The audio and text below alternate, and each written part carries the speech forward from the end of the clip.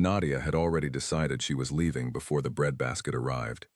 She sat across from Gerald at a table she had not chosen, in a restaurant she could not afford, wearing heels that were already punishing her for agreeing to this. The place was called Dusk. It had low lighting and high prices, and the kind of quiet that made her feel like she was being observed through glass. The tablecloths were white, the candles were real, everything was trying very hard, and so was Gerald. Gerald was not a bad man. That was the problem. He was a perfectly fine man with a perfectly fine face and a perfectly fine career, and he had already said the word portfolio 4 times in 9 minutes, and Nadia was counting. She had made a counting game out of it.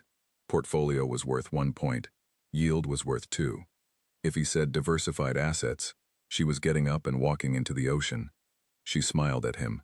She was good at smiling when her mind was elsewhere. She had been doing it since she was 12 years old. Her best friend Ife called it her hospital face, the one she wore when a patient's family member asked a question she could not answer honestly, the one that meant, I am here, I am listening, and none of this is going how you hoped. My financial advisor actually recommended the area, Gerald was saying, and Nadia nodded in the way that meant she had heard sounds but processed none of them. She picked up her water glass. She put it down. She looked at the door. The door was across the restaurant, maybe 30 steps, past the bar, past the host stand, past a large arrangement of white flowers that served no purpose except to be expensive. 30 steps, and she was on the street, and she was free, and she was never letting Ife set her up again. She had her phone in her lap. She had been composing the fake emergency for the last 4 minutes. She had started with a burst pipe, deleted it, switched to a work crisis, deleted that too. The work crisis was more believable. She was a hospital administrator. Crises were part of her actual life. The lie would be almost true, which was the best kind of lie. She typed, Nadia, we have a situation at the hospital. You need to come in. She read it back. It was missing something. It needed a name. A name made it real. She typed, Nadia, Dr. Okafor is asking for you specifically. She sent it to herself. She waited 4 seconds. Her phone buzzed. She looked down at the screen with the expression of a woman receiving very serious news. She let her face do what it needed to do. Gerald stopped talking about the portfolio. Everything okay? He asked. No, she said, and she was almost not lying. I'm so sorry. There's something I need to go and deal with. It's a work thing. It's not something I can explain, but it's important. Gerald looked the way men looked when they realized a date had gone badly, but could not identify the exact moment it happened. A little lost, a little relieved. She almost felt sorry for him. She stood. She gathered her bag. She told him the dinner was lovely, and the restaurant was beautiful, and she hoped they could do this another time, and she meant none of it except the part about the restaurant, which actually was beautiful, in a way that deserved a different evening, with a different person. She walked toward the bathroom corridor, because it was a more graceful exit than heading directly for the front door. It suggested she was not running. She was not running. She was walking with intention. There was a difference. She turned left at the end of the bar. She did not see him until she was already in him. It was like walking into a doorframe in the dark. Solid, sudden, the kind of impact that makes your whole body apologize before your brain catches up. Her bag swung off her shoulder. Her phone left her hand. Somewhere behind her she heard the soft tap of it hitting the floor. She grabbed the nearest thing, which turned out to be a lapel. She steadied herself. She looked up. The man was tall. That was the first fact. The second fact was that he was not moving. He had not budged. She had walked directly into him at a reasonable speed, and he had absorbed it the way a building absorbs weather. His glass was still in his hand. His phone was still in the other hand. Nothing had spilled. Nothing had shifted. He was looking at her. Not through her. Not past her. At her. With the focused, patient attention of someone who had time for exactly this.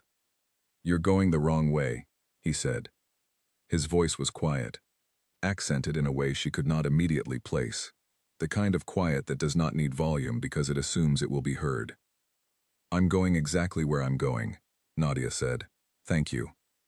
She bent down, picked up her phone. Screen cracked. Beautiful. Perfect metaphor for this entire evening. And she went around him. She did not hurry. She did not look back. She was not going to look back. She did not look back. She pushed through the glass door at the end of the corridor and came out into the cool evening air of the street and exhaled for what felt like the first time since she had sat down. The city smelled like rain that had already passed. Taxis moved. People walked. The ordinary world was happening, and she was back in it, and she was fine. She stood on the pavement and checked her phone. The crack ran from the top right corner to the center of the screen, like a river on a map. Still functional. She pulled up Ife's number. She was going to call her and say several things, and most of them were going to start with the word never. A car pulled up to the curb. Black. Long. The kind of car that does not belong to anyone who worries about parking. The back door opened. From the inside, a man sat in the open doorway. Not the driver. A different man. Neat, expressionless, wearing a jacket that was very clean. He looked at Nadia with the mild, professional attention of someone delivering a message. "Mr. Vanek would like a word," he said. Nadia looked at him. She looked at the open door. She looked back at him. "I don't know anyone called Vanek," she said. "He knows that," the man said. "He'd like to explain." "He can write me a letter," Nadia said. The man did not smile. He did not close the door either. He sat in the open doorway with the calm of someone who had been told to wait, and so he was waiting. Nadia looked up the street. She looked down the street. She became aware, in the way that the back of the neck sometimes knows things before the front of the brain does, that the two men standing near the restaurant entrance were not waiting for a cab. They were standing with the specific stillness of people whose job it is to stand. They were not looking at her. That was exactly the problem. She thought about Gerald. She thought about the portfolio. She thought about the 30 steps and the white flowers, and how cleanly she had made her exit, and how none of it, apparently, had mattered. She looked back at the open door. "This is not my idea of a Tuesday," she said, to no one in particular. She got in the car. The door closed behind her without a sound. The man who had opened it stayed outside. She was alone in the back seat. The car was warm and dark and smelled like leather, and something she could not name. The city moved past the tinted windows in soft amber shapes. She held her bag in her lap with both hands, and she did not let herself breathe fast. She had a rule. She had made the rule a long time ago, and she had kept it without exception. The rule was, do not panic until you know what you are panicking about. Panic before information is just noise. Wait. Watch. Learn the shape of the room first.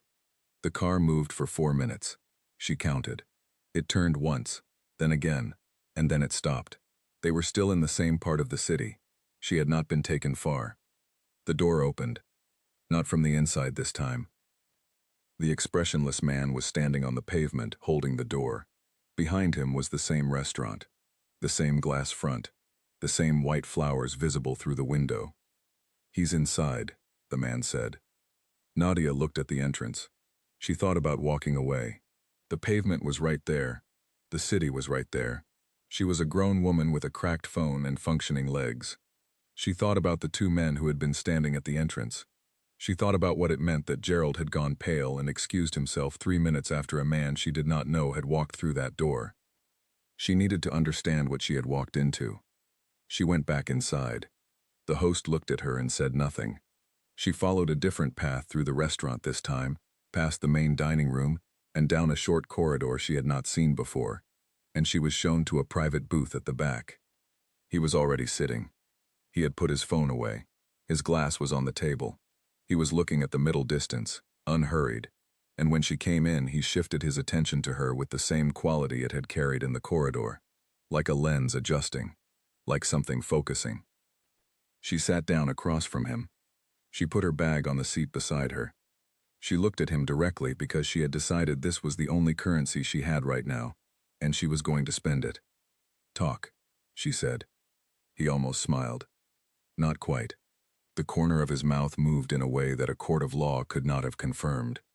"Your date," he said. "He brought something with him tonight that belongs to me.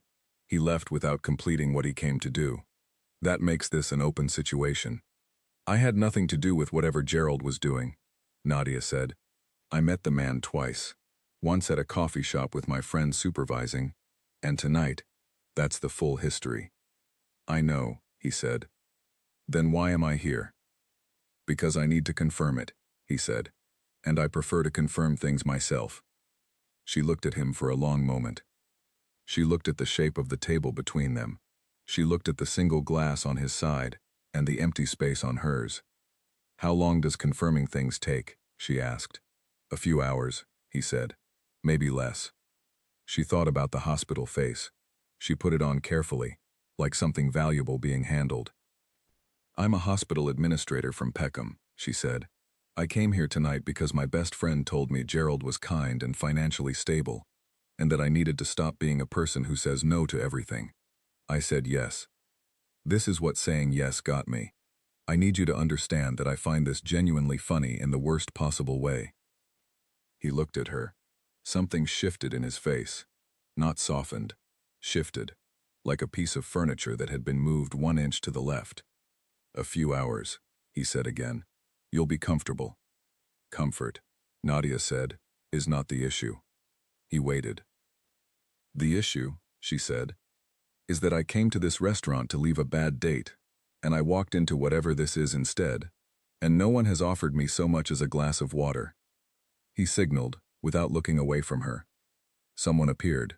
Water arrived. Then a menu. Nadia looked at the menu. She realized, actually hungry. She had been too anxious about the date to eat properly before coming. She had stood in her flat for 40 minutes in these heels deciding whether to cancel, and she had not eaten dinner, and now she was sitting across from a man whose last name was Vanek, and whose people had just driven her around the block in a car, and she was looking at a menu. She ordered the lamb. He watched her do it. She put the menu down. You're not scared, he said. It was not a compliment. It was an observation. The kind that arrives with a small question mark attached. I didn't say that, she said. He looked at her for one more moment. Then he nodded once, like something had been confirmed that he had already suspected, and he picked up his glass, and the conversation moved into a different kind of silence. Nadia sat with her back straight, and her hands in her lap, and she told herself she was absolutely fine. She was going to be absolutely fine. She ate the lamb. It was excellent. She was not going to tell him that. The lamb was finished. The plate was taken away by someone who moved like a shadow and said nothing. Nadia watched him go, and then looked back at the man across the table who had still not introduced himself properly. She knew the name. Vanek. She had been turning it over in her mouth since the car. She had run it against every professional context she could access, and come up with nothing. That was information. Most of the names that produced nothing when you searched them in your mind were either very small or very large. Gerald had gone the color of old paper when this man walked in. Gerald was not the type to go pale over something small. Vanek, she said. He looked up from his glass. Is that a first name or a last name? She asked. Last, he said. What's the first? He was quiet for a moment. Not reluctant, just measuring something. Remy, he said. She repeated it inside her head. Remy Vanek. It landed like two pieces of something fitting together. She filed it. Nadia Ose, she said, because fairness cost her nothing. I know, he said. Of course he did. She looked around the private booth. The walls were dark. The lighting was warm. From here she could see the corridor they had come through, but not the main dining room. She could not see the front door. She was in a room within a room, and the man who had arranged this was sitting 4 feet away from her, unbothered. She had managed hospital emergencies. She had managed a mother who cried in corridors, and a father who disappeared for 14 years and came back expecting dinner. She had managed Marcus, which was the thing she allowed herself the least number of words about. She could manage this. Your people confirmed my story yet? She asked. They're working on it, he said. What does working on it involve? Calls, he said. Background. Contacts. Contacts, she repeated. You have contacts who verify that I am who I say I am. Everyone I deal with gets verified, he said. It was not said as a threat. It was said the way a person states a policy that has existed long enough to no longer need defending. That seems exhausting, Nadia said. He looked at her for a moment. That almost smile again. The one that arrived and departed so fast she could never be completely sure she had seen it. It is, he said. She had not expected that. Honesty had a texture to it that was different from performance, and what he had just said had texture. She recalibrated slightly. So I sit here, she said, until your calls are done. You don't have to sit here, he said. There's a room upstairs. You'll be more comfortable. I'm not going anywhere upstairs, she said flatly. He looked at her without reaction. The room has a lock. From the inside. You control it. I control it, she repeated. Yes. She thought about this. She thought about the private booth and the corridor, and the men at the entrance who had been standing with the specific stillness of people doing a job. She thought about the fact that she was already inside this situation, and the variable she had the most control over was how she moved within it. Does it have a proper bathroom? She asked. En suite, he said. And I can lock the door. From the inside, yes. And if I want to leave the room, you can leave the room. And if I want to leave the building, he looked at her for one beat too long. Not tonight, he said. There it was, the edge of it. Not shouted, not threatened, stated, like a fact about weather, like a thing that simply was. She looked down at the table. She picked up her water glass and drank from it, and put it down, and looked at her hands for a moment. And in that moment, she did the thing she always did, when a situation required steadiness. She found the smallest, most manageable thing in her field of vision, and she held it there. She chose the candle. The small, real candle in the center of the table. She watched it burn. She was not panicking. Panicking would not help her. It never had. Okay, she said. She said it the way she said it in the hospital when a situation was bad, and there was nothing to do but move through it. Then let's be clear about the terms. I stay in the room. I am not harmed. I am not watched inside the room. And as soon as your people have confirmed what they need to confirm, I go home. He looked at her with something that might have been respect. It arrived in his eyes the way light arrives through a small window. Briefly. Specifically. Agreed, he said. I want to call my friend, she said, to tell her I'm not dead.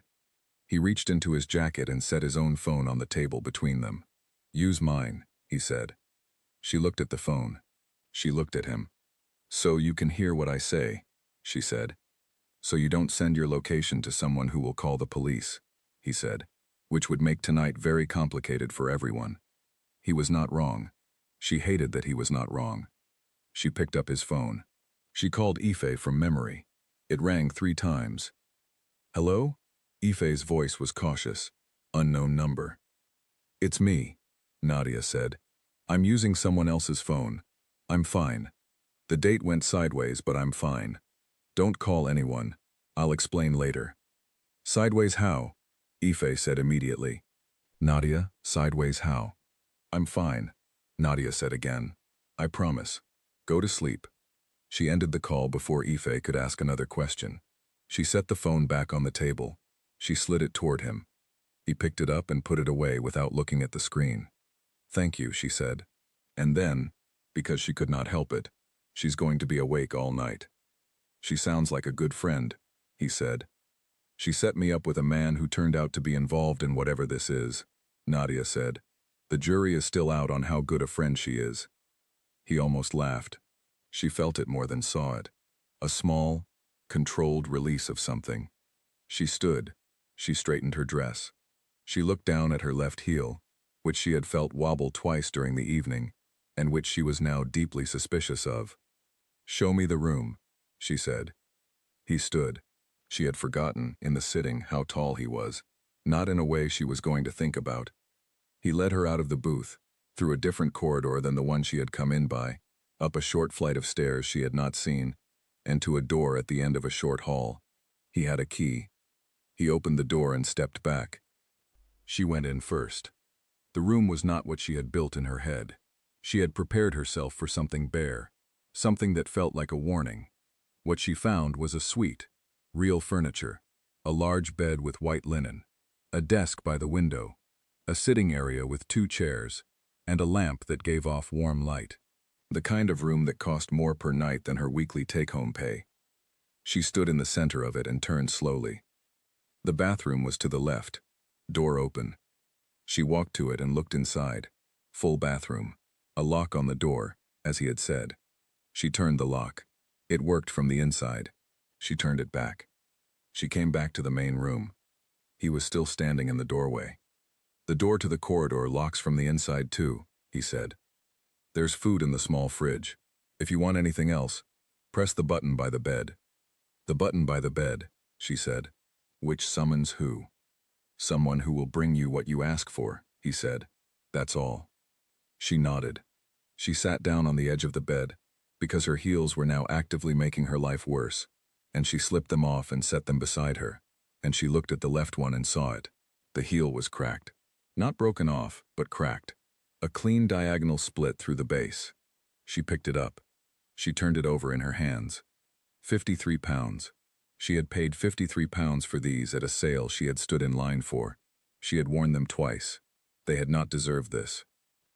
Your heel, he said. She looked up. He was still in the doorway, looking at the shoe in her hands. Cracked, she said. When you walked into me, he said. Not apologetic. Observational. When I walked into you, she agreed. He was quiet for a moment. I'll have it repaired, he said. She looked at him. You'll have my shoe repaired. In the morning. She looked back at the shoe. She did not know why this specific offer did something to the architecture of the evening. It was a small thing. A ridiculous thing. A man who had just told her she could not leave his building was offering to fix her shoe. The smallness of it was what got her. The ordinariness of it arriving inside the extraordinary. Fine, she said. He nodded once. He stepped back. The door, she said, before he pulled it closed. He stopped. What time is it likely to be? When your people finish their calls. He glanced at his watch. Late. Possibly very late. How late is very late? He looked at her for a moment. Something moved behind his eyes. Something she could not name with the information she currently had. Sleep if you can, he said. I'll have someone let you know as soon as there's something to tell you. He pulled the door closed. She heard no lock engage from the outside. She sat with that for a moment. Then she got up and walked to the door and turned the lock from the inside. She turned on the small lamp by the bed. She turned off the main light. She sat back on the bed in the semi-dark with her broken shoe in her lap, and she looked at the window, which showed her the city in dark shapes and yellow light. She thought about Gerald. She thought about what he had been carrying that belonged to a man like Remy Vanek. She thought about the way Gerald had left the restaurant. Not a goodbye, not an excuse, just a sudden emptiness where a person had been. She thought about the word courier and what couriers carried, and she decided, very deliberately, not to finish that thought. She had a rule about doors that stayed closed. She lay back on the bed. She did not take off her dress. She stared at the ceiling with the shoe resting on her stomach, like a strange, broken trophy. She was not going to sleep. She was absolutely not going to sleep. She was asleep in 11 minutes. She woke to the sound of his voice through the wall. Not words, just the register of it. Low and flat and cold, in a way that was completely different from the voice that had said, "The room has a lock, and I'll have it repaired." This was a different setting on the same instrument. She lay still in the dark, and listened to the shape of it, without being able to hear the content, and the shape told her enough. Something was wrong. Not with her. She registered that intuitively. Whatever the call was about, it was not about her. The quality of his voice told her this was an older problem, a heavier one that had been sitting somewhere waiting to be picked up. She heard the call end. She heard silence. Then footsteps, moving away, growing quiet. She lay in the dark with the shoe still on her stomach, and she thought about the sound of a voice she had known for 3 hours going cold with something she could not see. And she told herself this was not her concern. None of this was her concern. She was here because Gerald had bad math, and she had bad luck, and she was going home as soon as a phone call confirmed she was exactly who she said she was. She was not concerned about Remy Vanek. She turned onto her side. She looked at the window. The city was still out there, doing what cities do, moving, breathing, carrying people home to beds they had chosen. She held the shoe. She closed her eyes again. She thought about what Ife was doing right now. Probably sitting up with her phone on her chest, one eye open, waiting, probably furious. Probably also, knowing Ife, slightly electrified by the story she was going to hear in the morning. She thought about the almost laugh, the one she had felt more than seen. She pushed it to the back of her mind and locked a door in front of it. Some things did not need to be examined tonight. She had enough to manage already. She woke before 6. The room was gray with early light coming through the curtains. For 3 full seconds she did not know where she was, which was unusual for her. She always knew where she was. She had trained herself into it after the years she had spent not knowing very much at all. Then it came back in sequence. Gerald, the restaurant, the car, the booth, the room, the shoe. She was still holding the shoe. She sat up. She set it on the nightstand. She looked at the door to the corridor, still locked from her side. She looked at the window. London was happening out there, slow and gray and indifferent. She straightened her dress, which had survived the night with more dignity than she had expected. She went to the bathroom. She washed her face with the water she had not asked for but that had been provided anyway, in a bottle on the basin, alongside a small folded towel that was softer than anything in her own flat. She looked at herself in the mirror. She looked fine. She looked like someone who had slept in their clothes after an unexpected event, which was exactly what she was. She looked awake. She went back to the main room. She checked the small fridge. Water. Again. Juice. A small packet of almonds that she opened and ate standing up, looking at the city through the gap in the curtain. Then she unlocked the door and opened it. The corridor was quiet. A man was standing at the far end, near the stairs. He registered her and nodded once, the way people nod when they have been told someone is in a room and here she is, in the room. He did not approach. "Is Remy here?" she asked. The man looked momentarily surprised. Then he said, "I'll check," and took out his phone. She went back inside and left the door open. She sat on the edge of the bed and put on her shoes, crack and all. She was going to wear them. The crack was structural but not catastrophic. She had learned that distinction in a different context a long time ago. Footsteps came up the stairs. Not the man from the corridor. She knew before she looked up. He appeared in the doorway. He had not slept. She could see that immediately. Not in a disheveled way.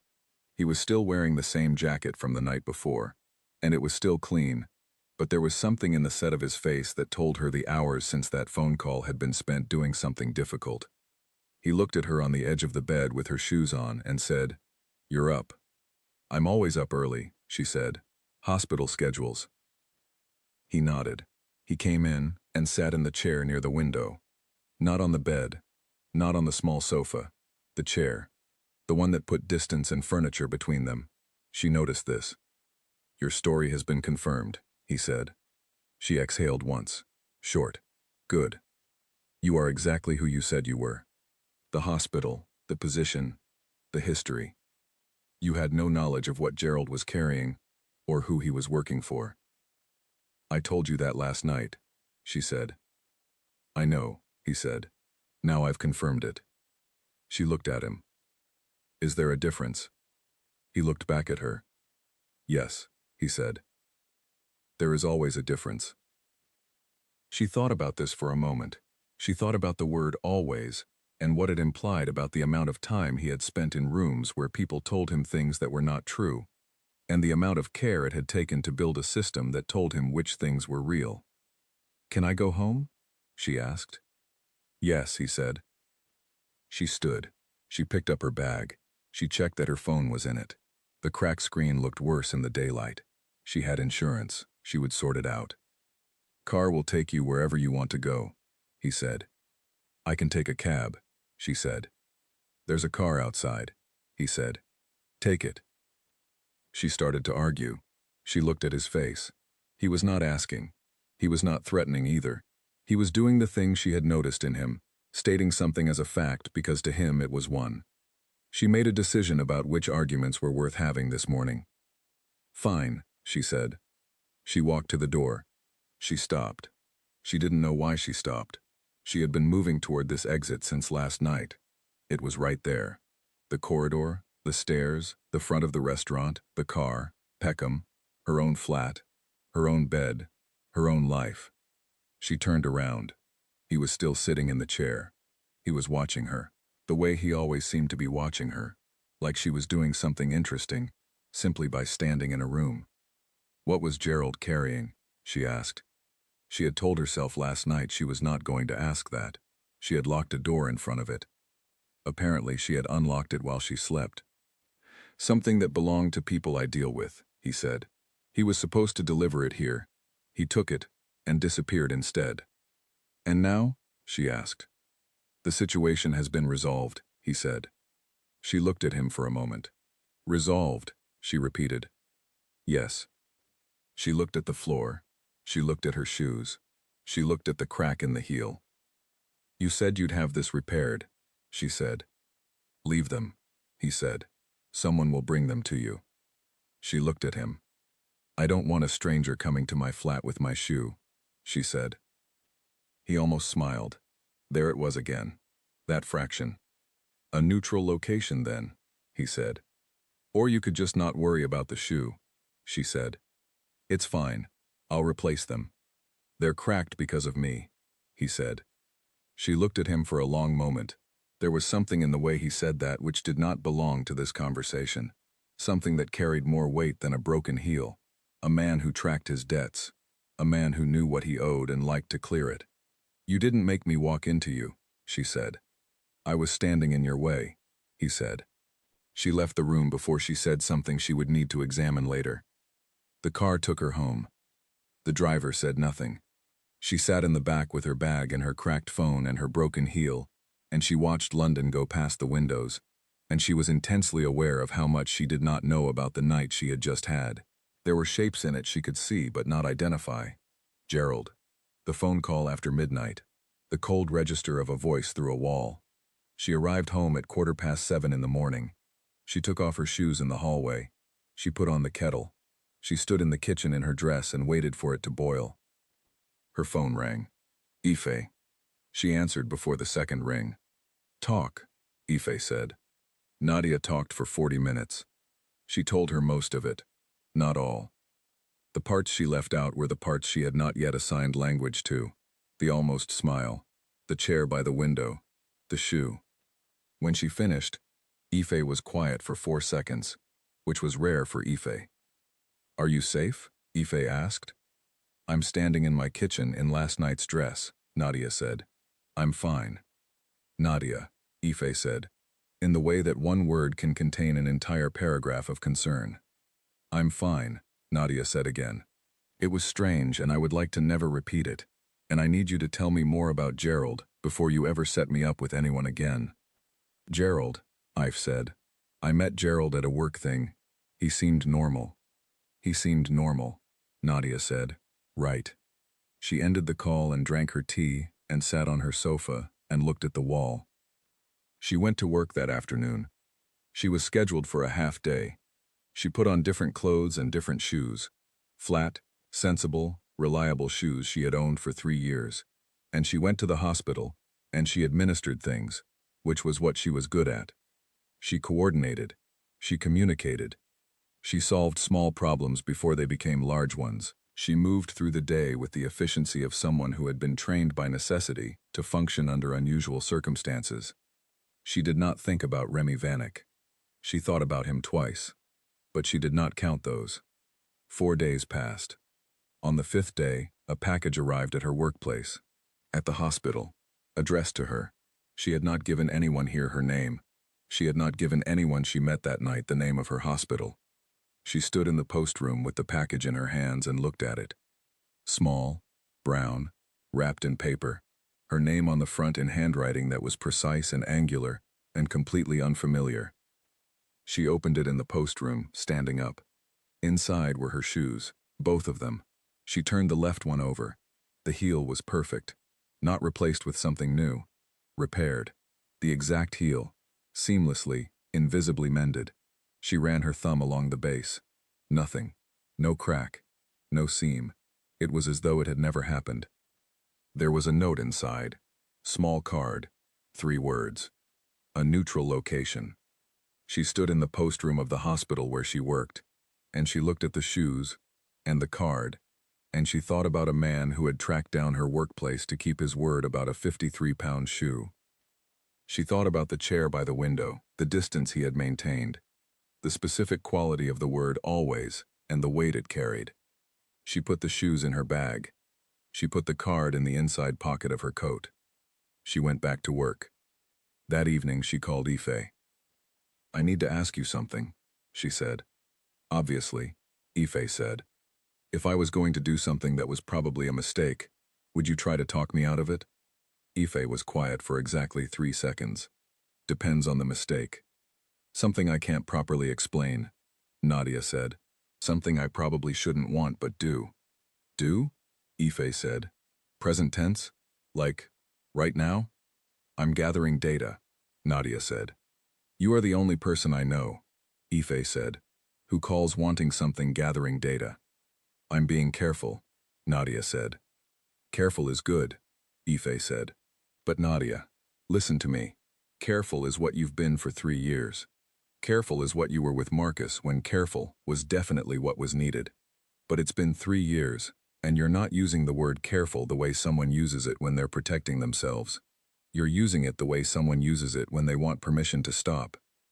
Nadia was quiet. "I'm not telling you to do anything," Ife said. "I'm just saying, careful is a tool, not a way of life." Nadia said nothing for a long moment. "He fixed the shoe," she said. "What shoe?" "The heel. The one that cracked. He found out where I worked, and he sent both shoes back, repaired, with a note." "What did the note say?" 3 words. "Which 3 words?" "A neutral location," Nadia said. "It was something I said the night before, about not wanting a stranger at my flat." Ife made a sound. A small, understanding sound. "He remembered a throwaway thing I said," Nadia said, "and he acted on it 4 days later." "What kind of man does that?" Ife said. "I don't know," Nadia said. "I'm trying to figure out." "No," Ife said. "You already know. You just haven't decided yet whether that scares you or not." Nadia held the phone. Outside her window, the evening was turning dark. The street below had that quality London evening sometimes had in autumn. A warm, amber tiredness, like the day was setting itself down. She reached into the inside pocket of her coat, and she touched the edge of the small card. She pulled her hand back out. "I'll call you tomorrow," she said. "I know you will," Ife said.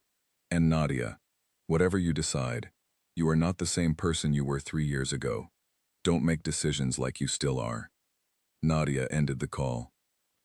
She sat with that for a long time. She sat with the card in her coat, and the repaired shoes in her bag, and the memory of a man who went still when he was most interested, and she sat with the part of herself that had been very quiet for 3 years, and was now, apparently, no longer in the mood to stay that way. She did not do anything that night. She made dinner. She watched something on television that she could not tell you the name of if you asked. She brushed her teeth. She got into her own bed in her own flat. She stared at the ceiling. She thought about the word always. She thought about an architect who never became one. She closed her eyes. She did not sleep for a long time. 3 weeks after the shoes arrived, Nadia found him in her Tuesday. She had not looked for him. She had made a deliberate effort to not look for him, which was its own kind of looking, but she had not typed his name into any search engine, and she had not asked anyone who might know, and she had not done anything with the card except carry it in the inside pocket of her coat every single day, which she was not examining too closely. She had gone to a coffee shop at 8:30 in the morning to review a staffing spreadsheet before a 9 o'clock call. She had her laptop open, and a flat white getting cold beside it, and a pencil behind her ear, and she was doing the thing she was good at, reducing a complicated problem to its components, and addressing each one. The chair across from her table was empty. Then it was not. She looked up because the light changed in the way that light changes when someone tall moves through a space. She looked up and there he was, not sitting across from her, standing at the counter, ordering something. Back to the room. jacket on. He had not seen her. Or if he had not shown it. She looked at him for 4 seconds. She looked back at her spreadsheet. She moved her pencil 1 column to the left and wrote a number that was completely wrong, which she did not notice until later. She could leave. She could gather her things with reasonable efficiency and be out the side door before he turned around. She had done harder exits than this. The side door was 12 steps away. She had good shoes on today, both heels structurally sound. She stayed. He turned from the counter with his coffee and he saw her. He did not look surprised. She tried to read that. Was it that he expected her, or that he was simply someone who did not allow himself to look surprised? She could not tell. His face gave her the data she asked for, and nothing more. He walked to her table. He stopped beside the empty chair. He did not sit down without being asked. She noticed that. "Sit," she said. The way she said it to doctors who were hovering when they should be at rest. Practical. Not a welcome exactly, but not the opposite. He sat. He put his coffee on the table. He put his phone face down beside it. She noted the phone face down. People put phones face down when they did not want to be interrupted, or when they wanted whoever was in front of them to know they would not be interrupted. "Good morning," he said. "Good morning," she said. She looked at her spreadsheet. She looked at the wrong number she had written and crossed it out. "I didn't know you came here," he said. She looked at him. "Did you know I would be here today?" "No," he said. She held his eyes for a moment. She believed him. She was not entirely sure why she believed him, but she did, and she had learned to trust that mechanism in herself. It had been built by experience that cost her. "How does it feel?" she asked. He looked at her. "What?" "Running into me. You arranged everything that first night. The car, the room, the confirmation process. You controlled the terms. Now you walked into a coffee shop, and I was just here." She picked up her flat white. "How does that feel?" He was quiet for a moment. Something moved in his expression. It was the closest she had seen to uncertainty on his face.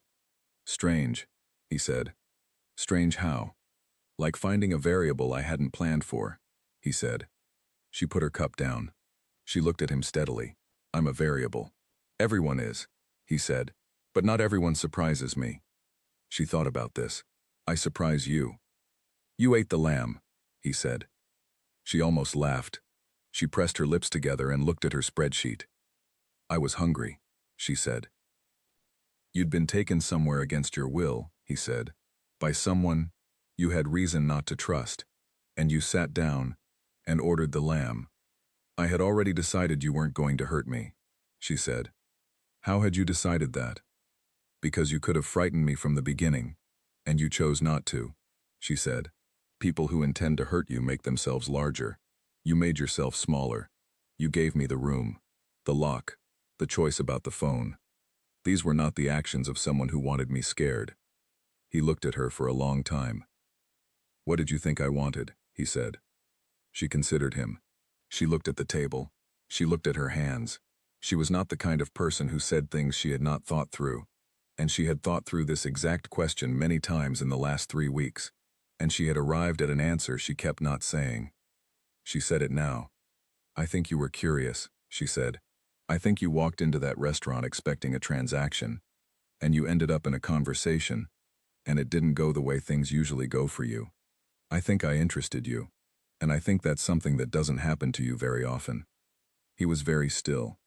The coffee shop moved around them. Someone behind them laughed at something on their phone. A machine steamed. The door opened and closed. "And you?" he said. "Were you curious?" "I carried your card in my coat for 3 weeks," she said. "Draw your own conclusions." He almost smiled. The real version began to form. She saw it arrive at the edges of his mouth, and then he contained it again. But she had seen it begin, and that felt like information. "I want to ask you something," he said. "Go ahead." "The night in the room," he said. "After the call. Did you hear?" She looked at him. "Not the words," she said. "Just the voice." He nodded. He picked up his coffee. He held it. He did not drink from it. He seemed to be working through a decision about how much to say, the way she imagined he worked through most decisions, not quickly, but completely. "There's a man," he said. "Someone I've had an arrangement with for a long time. The call was about him. He decided the arrangement was no longer mutually beneficial.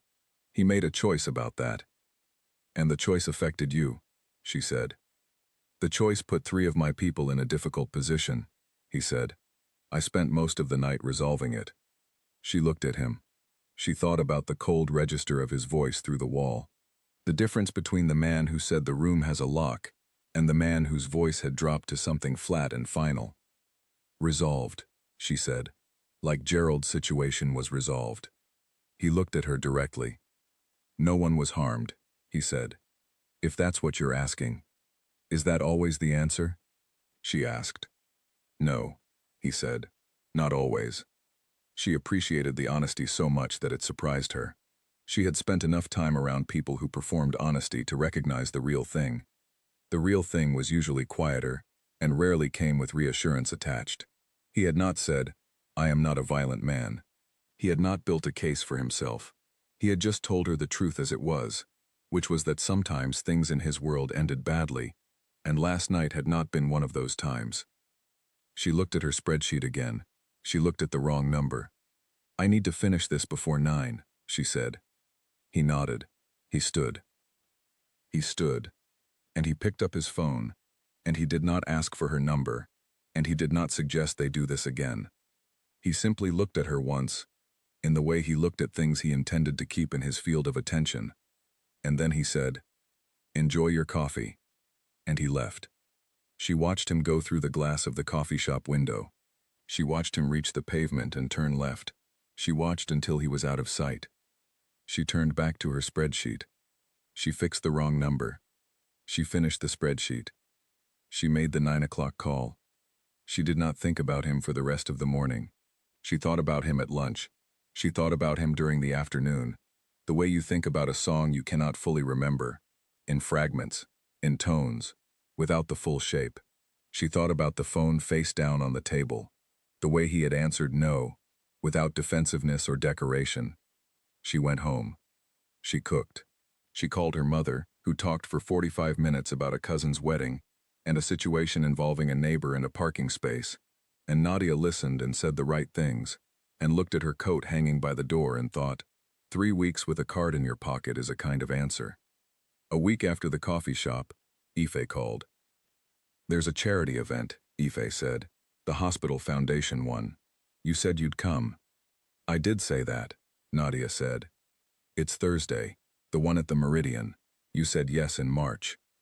"I know I said yes in March," Nadia said. "I will come." She came. The Meridian was the kind of venue that worked for fundraisers, large enough to hold a crowd, old enough to feel significant, with high ceilings and dark wood and a string quartet no one was properly listening to. Nadia wore the green dress she saved for events that required her to look like she had not just come from 12 hours of spreadsheets and personnel issues.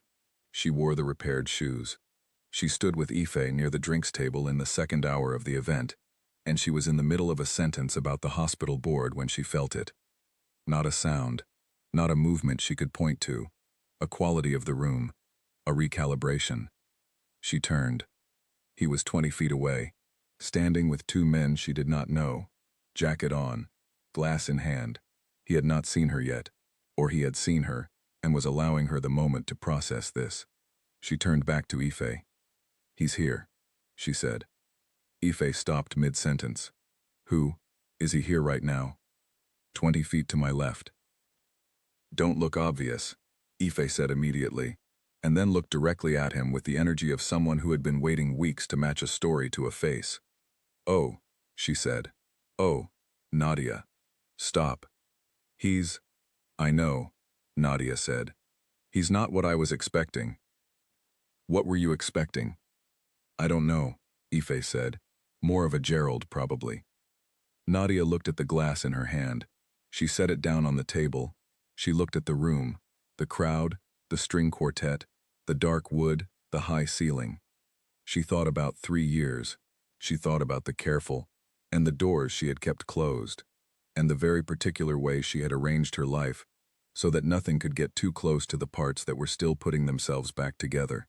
She thought about Ife's voice saying, Careful is a tool, not a way of life. She thought about the architect who never became one. She picked up her glass again. She turned. She walked toward him. He saw her when she was 10 feet away. He said something to the men he was with, and they stepped back. And by the time she arrived, he was alone, facing her, with the specific stillness that she now understood was not emptiness but attention. "Small city," she said. "Yes," he said. "Are you following my calendar?" "No," he said. "The Meridian does fundraising work with 3 organizations I support." She looked at him. "You're a donor." "Yes." "For the hospital foundation?" "Among others," he said. She absorbed this. The man who had kept her in a room for a night gave money to the hospital she worked for. The world was a strange, specific place. "Did you know I would be here?" she asked. He did not answer immediately. He did not answer the way someone who is innocent of something answers immediately, automatically. He answered after a moment that was exactly long enough to be honest. "I knew the hospital sent representatives," he said. "I thought it was possible." She held his eyes. "So you came anyway," she said. "I came for the fundraiser," he said. "I hoped you might be here." She looked at him for a long moment. She thought about the word hoped in his mouth.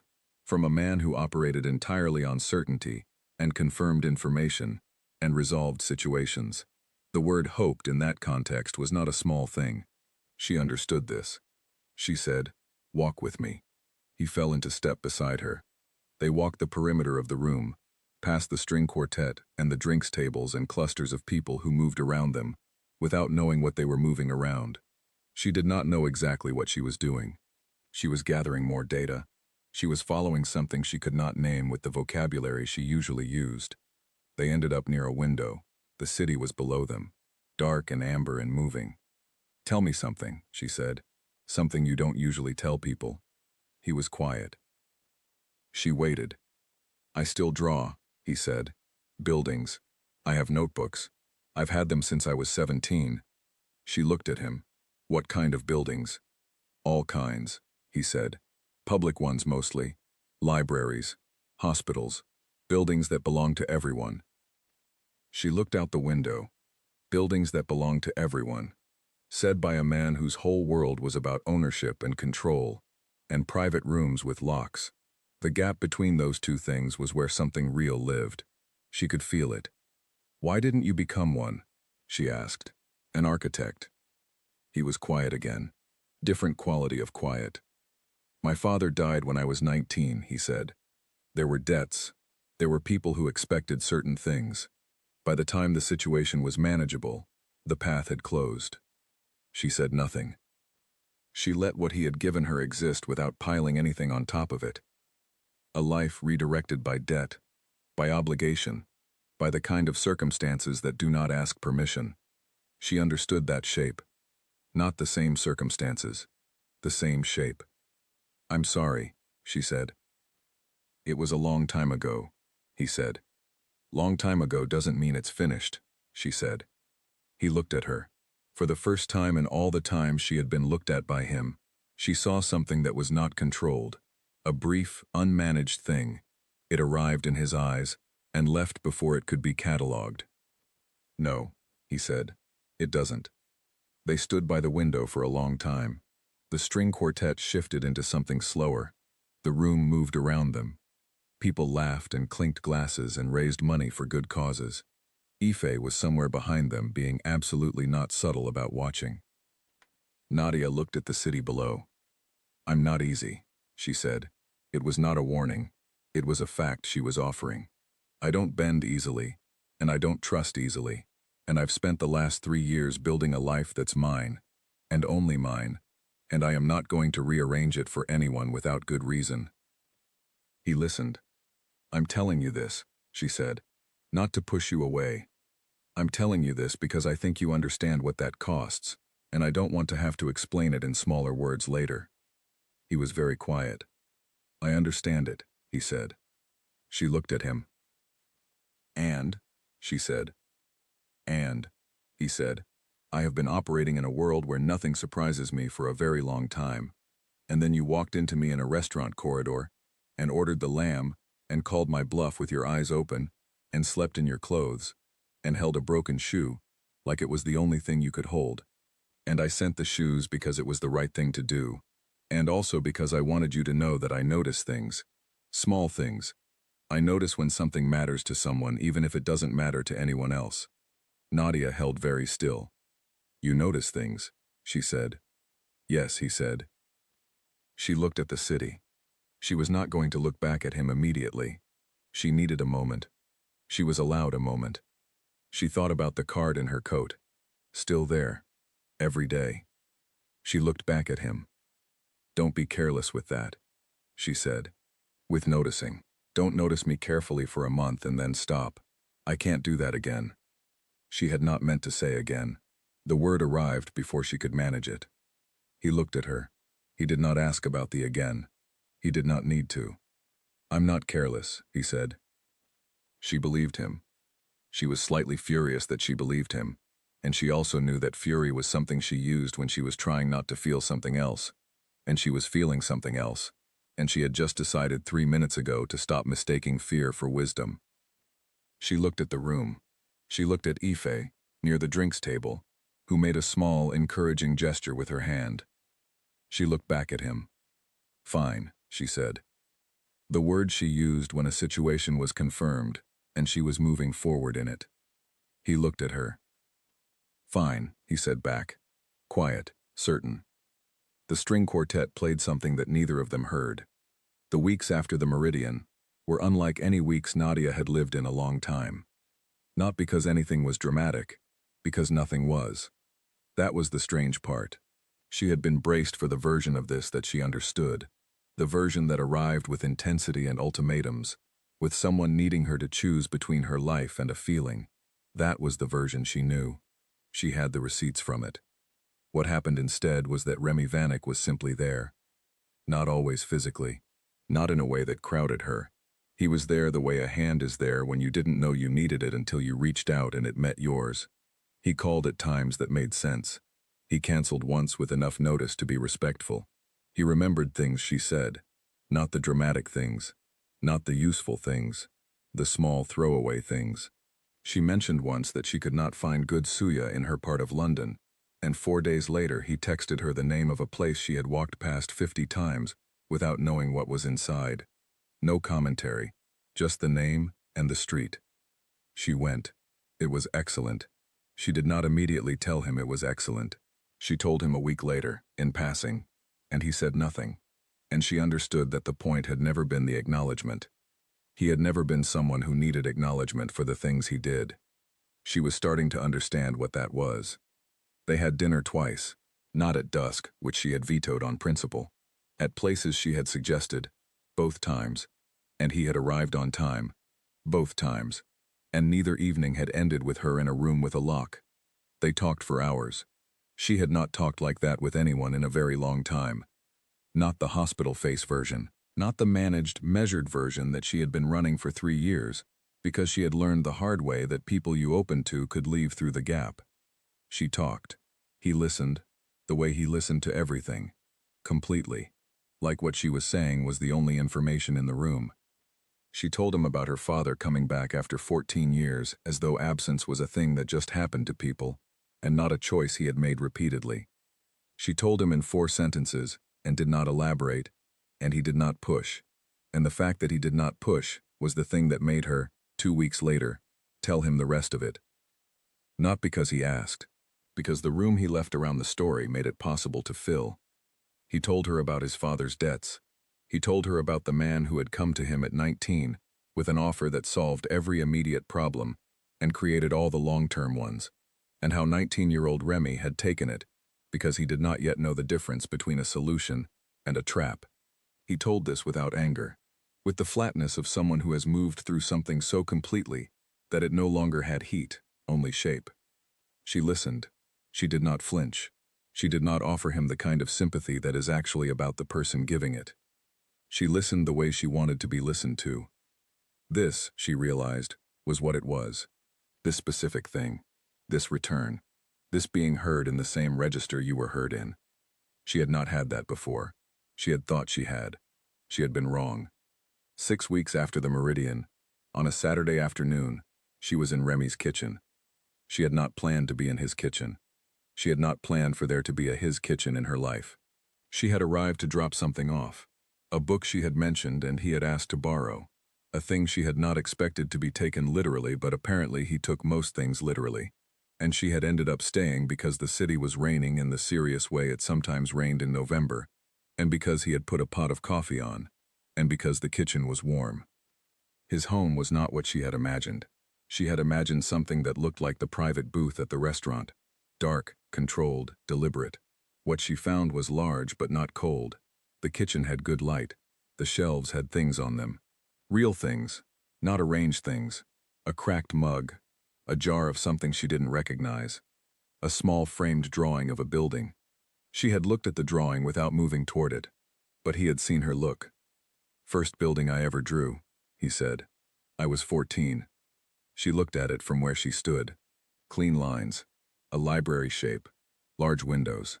She could see, even at this distance, that the person who had drawn it understood what they were doing. "It's good," she said. "It's better than anything I drew at 30, he said. "You have a certainty at 14 that you spend the rest of your life trying to get back." She looked at him. She thought about certainty. She thought about the things she had known with total confidence at 14 that had since been corrected by time and loss. She thought about the things that had not been corrected, the ones she still had. "Not everything from 14 is worth getting back," she said. "No," he agreed, "but some things are." She looked at the drawing again. She sat at the kitchen table with her coffee, and her book beside her, and the rain did what November rain does, and Remy sat across from her with his own coffee, and a newspaper he was reading without urgency. The room was quiet. Not the quiet of two people trying to be quiet. The quiet of two people who did not need to fill the space. She looked at him over the rim of her mug. She thought about the first night, the booth, the way she had sat across from him and said, "Talk," and he had looked at her as though she was doing something interesting. She thought about the room with the lock, the broken shoe, the 3-word card, the face-down phone, the charity event, where she had walked across a room because she was tired of standing still. She had been standing still for so long. 3 years. She had called it caution. She had called it wisdom. She had called it building something that was hers and only hers. And it was true. She had built that. She had built it carefully, and she was proud of it. But somewhere in the building she had forgotten that structures are not meant to be lived in alone. Structures are meant to be shared with things that matter. With light. With movement. She had been keeping the light out along with everything else. She put her mug down. "Remy," she said. He looked up from the newspaper. She looked at him across the kitchen table. She had a thing she wanted to say. She had been turning it over for weeks, and she had not said it at the Meridian because it wasn't time, and she had not said it at the dinners because she was still learning the shape of things, and now she was sitting in his kitchen on a rainy Saturday, with a borrowed book and a good cup of coffee, and she knew it was time, because the thing had stopped being a question she was carrying, and had become a statement she was ready to make. She had spent 3 years running her own life with complete authority. She had managed it well. She had protected herself and rebuilt herself, and she had done it without depending on anyone, and she was proud of that, and she was not about to give it away. But this, she understood now, was not the same as giving something away. This was different. This was something two people built with both hands, not something one person handed to another. She looked at him. "I don't do halfway," she said. "I want you to know that. I don't do almost, and I don't do let's see what this becomes. If I'm in, I'm in. And if that's too much for what this is, tell me now." He set the newspaper down. He looked at her with that quality of attention that she had stopped trying to describe and simply accepted as a fact about him. "I'm not asking for halfway," he said. "I know you're not asking," she said. "I'm telling you what I bring." He held her eyes. "What are you telling me?" he said, quietly, not because he didn't understand, because he wanted to hear her say it. She looked at him across the table. She looked at the kitchen around her, the good light, the cracked mug, the drawing of the library he had made at 14. "You belong to me," she said. The rain came down. The room held its breath for one moment. He looked at her with something she had not seen on his face before. Not the almost smile, not the contained, managed version of things. Something that arrived unguarded and stayed there without being collected. Yes, he said, as though it was the simplest, most obvious thing. As though it had always been true, and they had both simply been working their way toward the moment of saying so. She nodded once. She picked up her coffee. He picked up his newspaper. The rain continued. The kitchen was warm. She stayed. She had not planned to stay. She had not planned for any of this. She had walked into a restaurant to escape a bad date, and walked into a corridor, and into a man who stood like a building, and she had lost a heel, and gained something she did not have a word for yet. She had sat in a room with a lock and held a broken shoe, and eaten the lamb, and kept a 3-word card in her coat for weeks, and walked across a room when she was tired of standing still. She had not planned any of it. She had lived all of it. She looked at the rain on the window. She thought about Ife, who was going to need a very long phone call tonight. She thought about Gerald, somewhere in the city, recalculating his math. She thought about the hospital, and the spreadsheets, and the flat in Peckham, and the careful life she had built, and how none of it had broken when she stopped guarding it quite so hard. It was still there, all of it, still hers, just shared, now, with something worth sharing it with. That was the thing she had been wrong about. She had believed, after Marcus, that opening meant loss, that letting something in meant something going out. She had guarded the structure so long she had started to believe that was what living in it looked like. It didn't. Living in it looked like this: a kitchen, a table, a rainy Saturday, 2 people reading and drinking coffee and not needing to say anything else because everything necessary had already been said. Remy turned a page. She turned her mug in her hands. She was not managing anyone's emergency. She was sitting in a life that was hers, which also, now, held something else. She did not know what the next chapter of this looked like. She knew his world was not simple, and she was not pretending it was, and there were doors she was sure she would encounter that she was not yet ready for, and questions she would ask that would require the kind of honest answers that were not always comfortable. She was going to ask them. She was going to face whatever was behind those doors without the hospital face. She was going to do it as herself, composed but not closed, careful but not hidden, strong in a way that made room for someone else's strength too. She could do that. She had not always known she could. She knew it now. Outside, the rain softened, not stopped, softened. The way things sometimes do when the first hard part is over, and what comes next is steadier, quieter, sustainable. She looked at him. He looked up. He did not say anything. She did not say anything. The kitchen was warm. She stayed.